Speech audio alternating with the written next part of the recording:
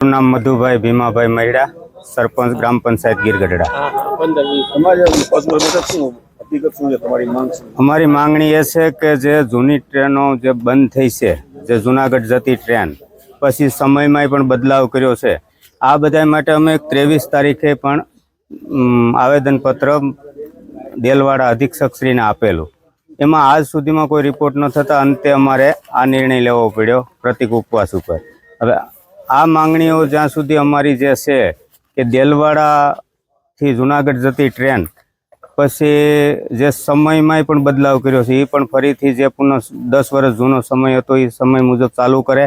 આ વિસ્તારમાં ગણો તો ઘણા ધાર્મિક સ્થળો છે, જેવા કે સોમનાથ, પછી આ જુનાગઢના શિવરાત્રિના મેળાઓ, ત્યારે તો ટ્રેનો ઉપર ચડીને પેસેન્જરો જતા હોય, એવામાં આ ટ્રેનો જો બંધ થાય અથવા તો સમયમાં પણ કોઈ અનુકૂળ ન આવે એ રીતે ચાલુ રહે તો એનો કોઈ મતલબ નથી। એટલે જે આ વિસ્તારની અમારી માંગણી હોય, લોકોને ધ્યાને લઈને હોય, તો લોકોમાંથી આ મેસેજ મળતા હોય કે ભાઈ આ ટ્રેનો છે એ જૂના ટાઈમો મુજબ ચાલુ રહે અને વધારો તો એક બાજુ રહ્યો, પણ જે બંધ થઈ છે ટ્રેનો ફરી પુનઃ ચાલુ કરે, એ માટે અમારા અહીં પ્રતિક ધરણા છે।